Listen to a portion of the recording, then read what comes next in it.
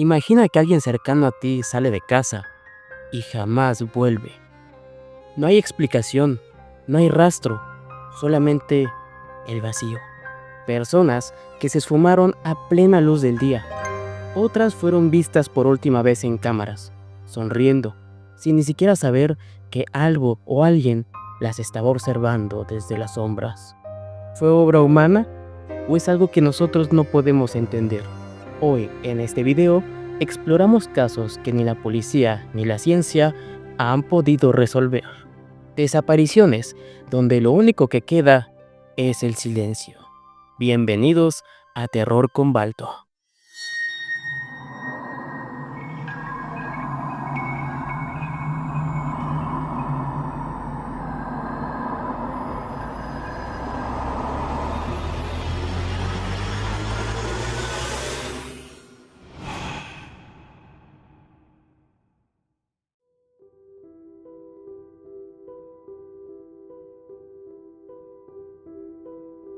Durante el verano de 1587, un grupo de 115 colonos ingleses llegó a la isla de Roanoke, frente a la costa de lo que hoy es el estado estadounidense de Carolina del Norte, con el objetivo de formar el primer puesto de avanzada inglés permanente en el Nuevo Mundo.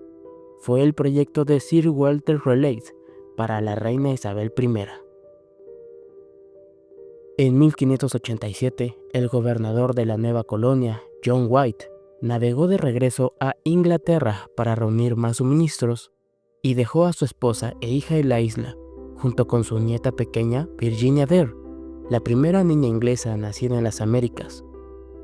Llegó a las costas inglesas justo cuando los 150 barcos de la Armada Española fueron avistados según la leyenda, lo que señalaba la invasión planeada por el rey Felipe II. Como resultado, el barco de White fue uno de los muchos llamados por la reina Isabel I para enfrentarse a la poderosa flota española. A finales de 1588, los ingleses habían resultado victoriosos sobre los barcos españoles y los pocos que quedaban intactos habían regresado, sin fuerzas, a casa en octubre. Ahora, White era libre de continuar acumulando suministros para la colonia de Roanoke, a donde regresó en agosto de 1590, después de haber estado ausente durante 3 largos años. A su llegada, a pesar de haber avistado ocasionalmente columnas de humo, no encontró ningún rastro de la colonia, ni de su gente, ni de nada que le dijera qué había sucedido, excepto por 2 palabras: Croatoan, el cual era el nombre de una isla vecina habitada por una tribu nativa americana del mismo nombre. Las casas y los barcos habían desaparecido. No había indicios de lucha, pero nunca volvería a ver a ninguno de los colonos, incluida a su familia. Intentó llegar a Croatoan, pero se vio obligado por el mar agitado y un ancla perdida a abandonar la misión. A lo largo de los siglos posteriores, ha habido numerosos intentos para descubrir qué fue de la colonia perdida de Roanoke, misterio que todavía se debate hoy en día. Quizá el escenario más obvio, dada la pista en el poste de madera, es que las personas fueron asesinadas o secuestradas por los vecinos de Croatoan, la que ahora es la isla de Hatteras. Otros piensan que de alguna manera podrían haber intentado navegar de regreso a Inglaterra y haberse perdido en el mar. Otros proponen que fueron masacrados por los invasores españoles, que habían viajado desde la costa de Florida o que simplemente podrían haber desembarcado y sido absorbidos por una tribu amiga. El proyecto ADN de la colonia perdida, que comenzó en 2007, tenía como objetivo tratar de identificar a los antepasados de los colonos perdidos de Roanoke a través de pruebas de ADN, centrándose en la línea paterna. Los investigadores hicieron un llamado para que se presentara cualquier persona cuyo apellido coincidiera con alguno de los apellidos de los colonos, cuyo árbol genealógico se remonta a Carolina del Norte en la década de 1700, que tuviera un antepasado nativo originario de la tribu del este de Carolina del Norte o que tuviera alguna historia oral relacionada con la colonia perdida, Se esperaba que el proceso fuera lento, pero queda la esperanza de que algún día salga a la luz algo más de conocimiento sobre qué pasó con los 115 colonos perdidos de Roanoke.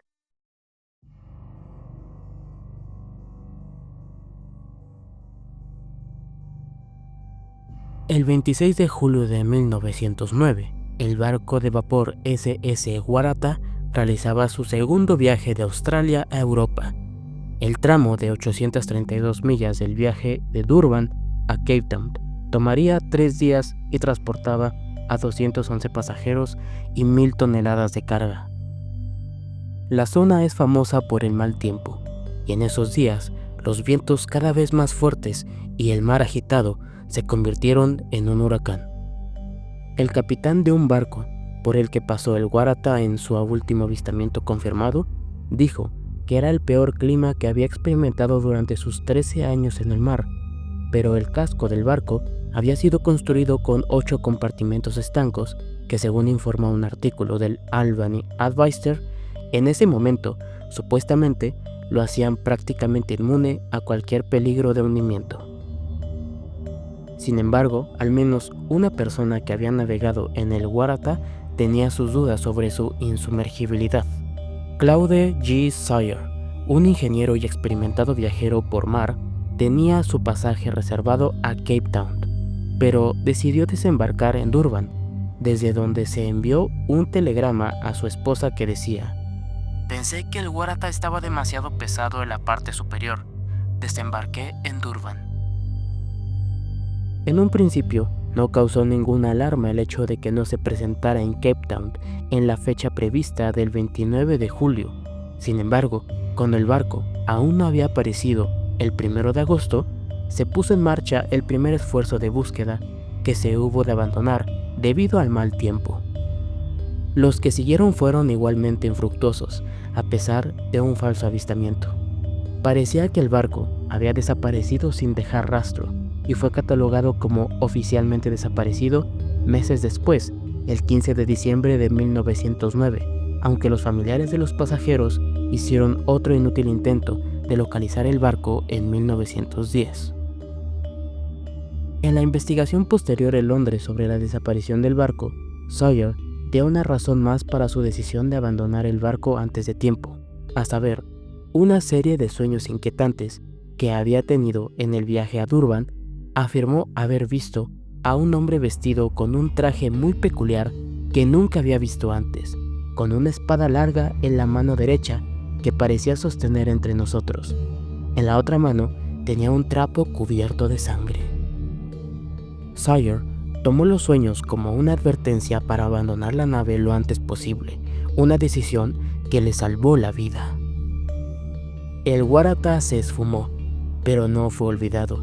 Décadas más tarde, Emil Brown, un ex recluta naval sudafricano, lideró una serie de no menos de 14 expediciones para encontrar los restos que comenzó en 1983.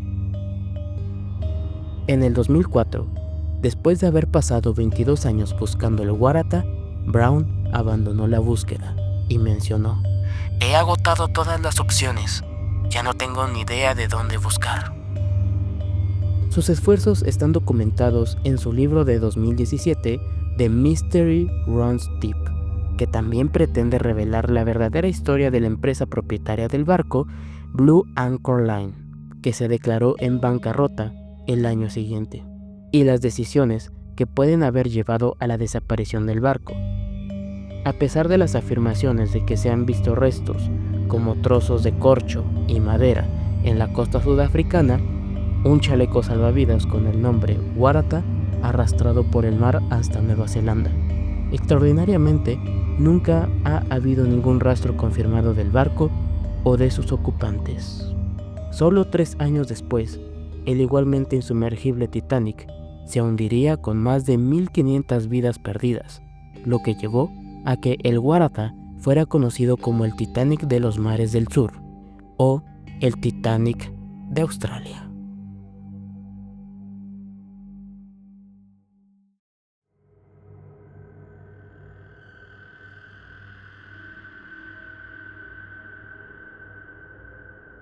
En agosto de 1980, una joven pareja de Queensland, Lindy y Michael Chamberlain, condujeron hasta Uluru, entonces más conocida como Ayers Rock, en el remoto territorio del norte de Australia, con sus 2 hijos pequeños y la bebé Azaria, de solo 9 semanas de edad. Llegaron a la última hora del 16 de agosto, se instalaron en el campamento y pasaron el día siguiente explorando. Mientras Michael estaba con los niños, Lindy visitó una cueva con Azaria en sus brazos y vio a un dingo que las miraba, lo que provocó una sensación muy incómoda. Esa noche, mientras disfrutaban de una barbacoa con otros campistas, vieron un dingo cerca y Michael le arrojó un trozo de pan. Poco después, Lindy decidió que era la hora de dormir de Azaria y la acostó en la tienda con su hermano Aiden, pero no pasó mucho tiempo antes de que escuchara un llanto y regresara para ver cómo estaba. De repente, se escuchó a Lindy gritar: ¡Dios mío! ¡Dios mío! ¡El dingo tiene a mi bebé! Había sangre y huellas de patas que salían de la tienda. Cientos de personas se unieron en la búsqueda de la bebé que el dingo había sacado de la tienda, pero su cuerpo nunca fue encontrado. El interés de los medios internacionales en la historia fue intenso, y por primera vez en Australia, los resultados de la investigación se transmitieron en vivo por televisión. Se hicieron acusaciones contra la pareja por sus creencias religiosas adventistas del séptimo día, que incluían falsas afirmaciones de que la iglesia era un culto que mataba bebés, que el nombre Azaria significaba sacrificio en el desierto, que de hecho significa ayudado por Dios. Se mencionó que la pareja no parecía lo suficientemente angustiada y que aunque Lindy había estado cargando un bulto, nadie había visto a la bebé. En medio de las acusaciones de que los informes periodísticos y televisión estaban siendo sensacionalistas con la tragedia, Lindy fue juzgada por asesinato. Se afirmó que se había encontrado hemoglobina fetal en el automóvil de los Chamberlain y se presentó como una prueba clave, a pesar de ser muy similar a la sangre de un adulto. Aunque nadie podía decir con certeza lo que sucedió esa noche en el campamento, el 29 de octubre de 1982, Lindy fue declarada culpable de asesinato de su hija, Azaria, y sentenciada a cadena perpetua. Michael fue declarado culpable de ser cómplice y recibió una sentencia suspendida. Después de que se agotaron todas las opciones legales para apelar sus condenas, el destino de los Chamberlain parecía sellado. Hasta que, en 1986, un turista británico llamado David Brett llevó a cabo una imprudente escalada nocturna por las laderas de Uluru. Perdió el equilibrio y cayó a su muerte. Debido al gran tamaño de la roca y la difícil naturaleza del terreno circundante, pasaron 8 días antes de que sus restos fueran recuperados de debajo del acantilado donde había tropezado.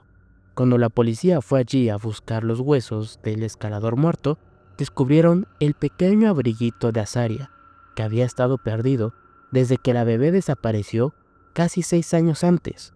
Además, encontraron un área llena de guaridas de dingos. Lindy fue liberada inmediatamente y el caso se reabrió. El 15 de septiembre de 1988, todas las condenas contra los Chamberlain fueron anuladas por unanimidad y la pareja fue exonerada. 2 años más tarde, se les concedió una suma de dinero por el encarcelamiento injusto que cubría menos de 1/3 de sus gastos legales.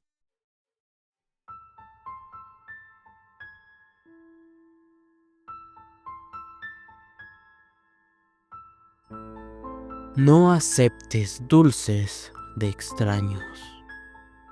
Se cree que estas conocidas palabras de advertencia para los niños de todo el mundo tienen su origen en uno de los primeros secuestros que recibió una amplia cobertura mediática en Estados Unidos.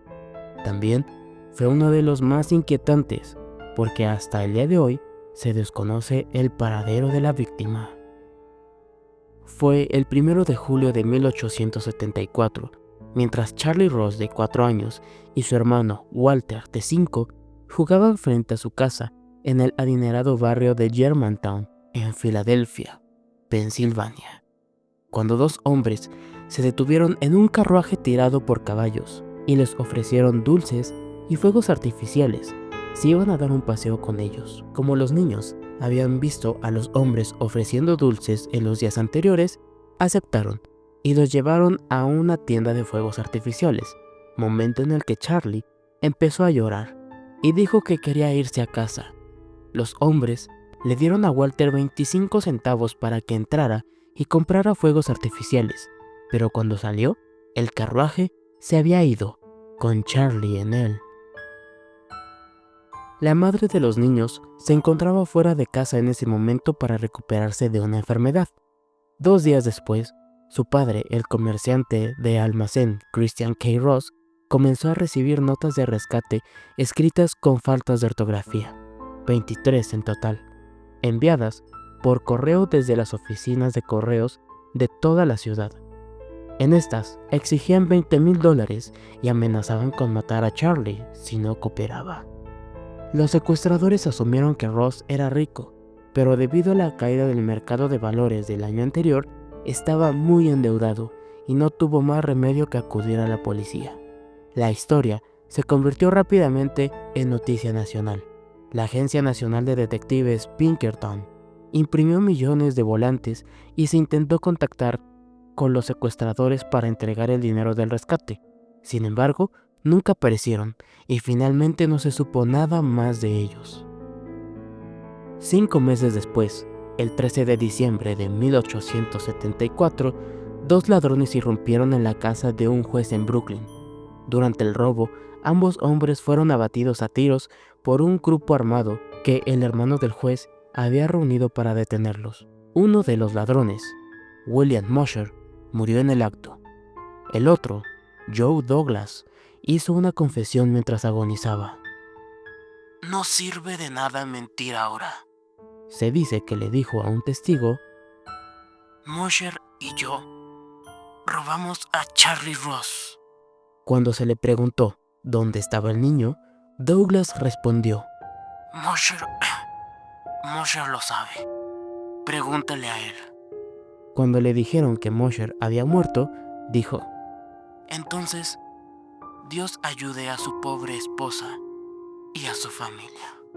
El hermano de Charlie, Walter, fue llevado a la ciudad de Nueva York para ver si podía identificar a Mosher y Douglas como los mismos hombres que los habían llevado a dar un paseo en un carruaje. Walter confirmó que sí, pero ahora estaban muertos y solo ellos sabían dónde estaba Charlie. El padre de los niños publicó un libro 2 años después y dio conferencias para recaudar dinero y mantener el caso en la mente de la gente. La búsqueda de Charlie continuó en todo Estados Unidos, con cientos de personas que afirmaban falsamente ser el niño desaparecido. Uno de ellos, un carpintero de 69 años llamado Gustav Blair, que vivía en Arizona, afirmó en 1934 que después del secuestro había vivido en una cueva y que finalmente había sido adoptado por el hombre que le dijo que era Charlie Ross. Aunque Walter lo desestimó como un chiflado, su petición para ser reconocido legalmente como el verdadero Charlie Ross no fue contestada. La familia Ross se negó a reconocerlo y quedó fuera de cualquier testamento. En 2011, un análisis de ADN determinó que Gustav Blair no podía haber sido Charlie Ross. Los padres de Charlie nunca dejaron de buscar a su hijo y gastaron alrededor de $60,000 en la búsqueda. 150 años después, el destino del pequeño sigue siendo desconocido.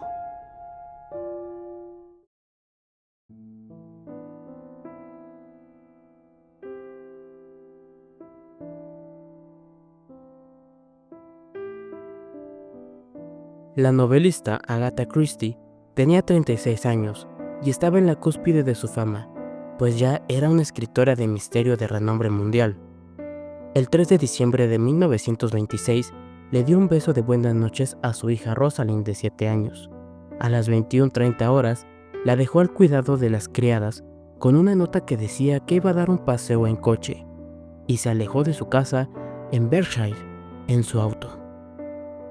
Su coche fue encontrado abandonado a la mañana siguiente, aparentemente estrellado y parcialmente enterrado en los arbustos de Newlands Corner, con los faros encendidos y una maleta y un abrigo en el asiento trasero.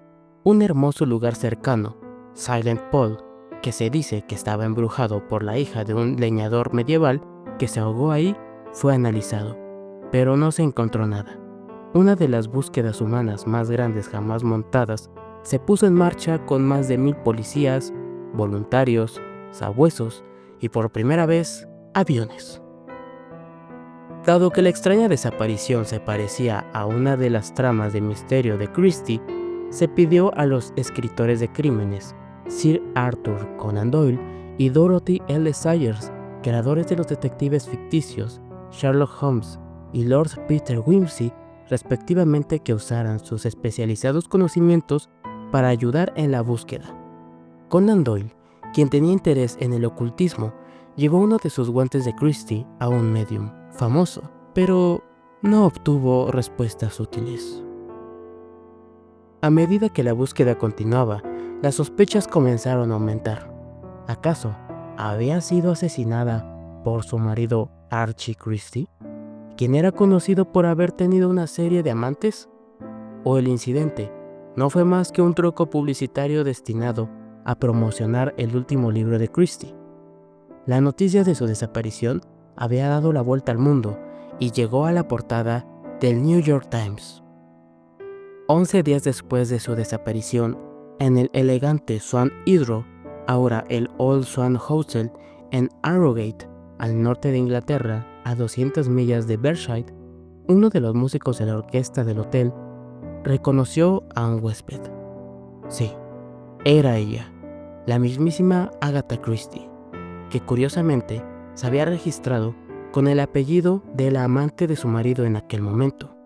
La policía fue alertada y el esposo de Christie fue inmediatamente a recoger a su esposa, pero el misterio de por qué había desaparecido y qué le había ocurrido entre el 3 y 14 de diciembre no estaba más cerca de resolverse, porque la propia Christie afirmaba no recordar nada. Su esposo lo atribuyó a una pérdida total de memoria como resultado del accidente automovilístico. Sin embargo, el biógrafo Andrew Norman creía que la autora estaba en un estado mental suicida cuando desapareció y sufría de un episodio psicótico, a veces provocado por la depresión. Su estado de ánimo era muy bajo, y escribió sobre ello más tarde a través del personaje de Celia, en su novela autobiográfica Retrato inacabado. Christie se recuperó por completo, pero su pausa de 11 días pareció proporcionar la sacudida que necesitaba. Poco más de un año después, se divorció de su infiel marido y se casó con el arqueólogo Sir Max Mallowan.